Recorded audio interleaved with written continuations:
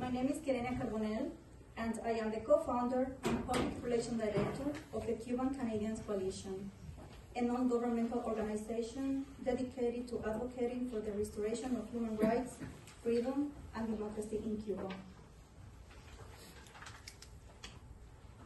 Next. Thanks. While tonight's presentation focuses on human rights abuses in Cuba, I want to shed light on the island's dire current situation beyond the walls of its tourist hotels. Approximately 80% of the population lives in extreme poverty, and nearly 97% of respondents in the food monitoring program survey reported that severe difficulties in feeding themselves. Entire families are selling everything they own to flee the country, resulting in an 18% population decline between 2022 and 2023. When Cubans took to the streets on July 11 and 12 of 2021 to peacefully protest against the regime, more than 2,000 were arbitrarily arrested. To this day, 1,100 political prisoners remain behind bars. Tonight, we lend our voices to those silenced by the regime, including human rights activists Oswaldo Payá and Harold Cepero, who were assassinated for their courage and conviction. Between January 2022 and January 2023, 56 deaths, actually 57 because we have counted another one this afternoon, occurred in police custody. And between 2018 and 2023, 19 deaths and over 300 non-lethal attacks were reported. Among these was Manuel de Jesus Guillén, who died on November 30th, this November 30th. His mother was notified on December 1st that he had allegedly committed suicide. However, she observed troubling evidence suggesting otherwise. His clothing bore salt marks, his pants were soaked in urine, and he had visible injuries on his back and arms. These signs indicated he had not hung himself with a sheet, as claimed, but he was likely beaten and strangled with a military belt, as suggested by the marks on his neck. Other victims include Gerardo Díaz Alonso, Josandri Mulet Almarales, and Luis Barrios Diaz.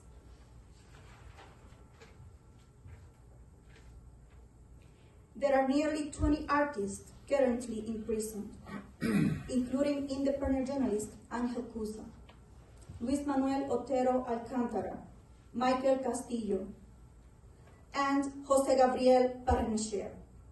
Jose Gabriel, an author, professor, a devoted son, he was caring for his 82-year-old mother when he was kidnapped by the regime on November 8th. He had participated in a peaceful protest in Encrucijada following 45 hours of blackout. His family did not learn of his whereabouts until November the 16th. He is now awaiting a fabricated trial on charges of sedition, and it wasn't until December 5th that he received his first family visit. His health is rapidly deteriorating, and after ending his hunger strike, and we fear for his life at this moment. This image embodies the spirit of Cuba's struggle. Jose Daniel Ferrer is one of the most prominent opposition leaders on the island, beloved by his community for providing essential services to the most vulnerable, yet feared by the regime.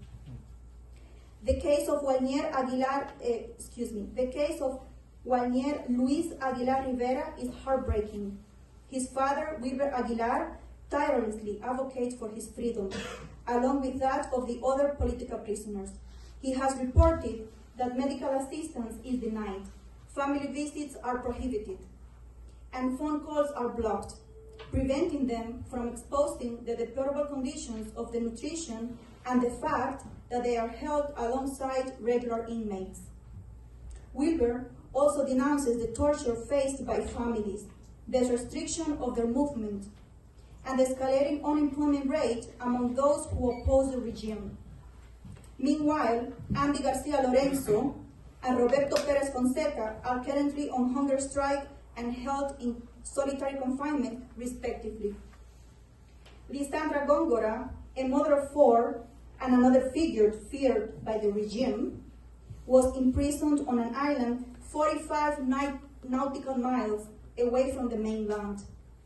Michael Herrera's health rapidly deteriorated due to a lack of medical care, compounded by his political stance, and he tragically passed away on December 7th, 2024.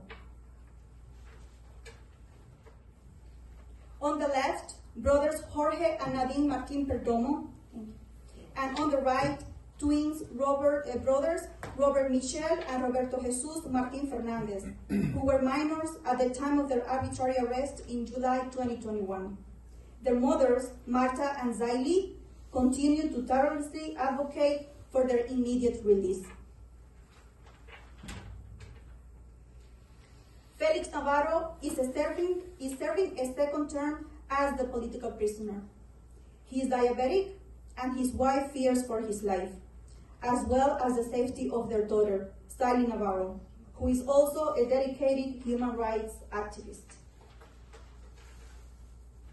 Ernesto Borges and Miguel Díaz-Bauzá have been in prison for 26 years and 30 years, respectively.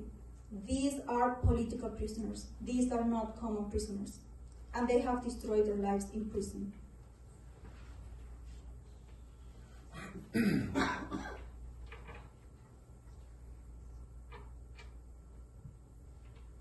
We are going to manage probably at the end to try to play the video that we have prepared for you today. It's the most important video for our presentation, so I really hope we can upload it. Well, my speaking notes is that you were about to hear the testimony of former political prisoner Angélica Garrido. To her right is her sister, Maria Cristina Garrido, who was not released despite participating in the same peaceful protest. Both sisters' parents passed away while they were imprisoned.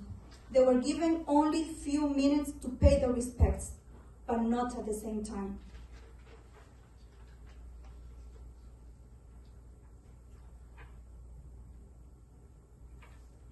In closing, I would like to emphasize that most of Cuba's political prisoners were leaders who, despite being imprisoned or exiled, continued to drive change.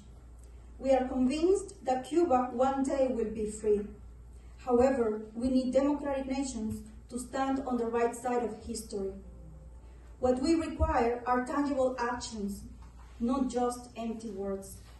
We urge the Government of Canada to conduct official studies and periodic reviews, which could lead then to meaningful policy changes. Thank you so much. Are there any questions?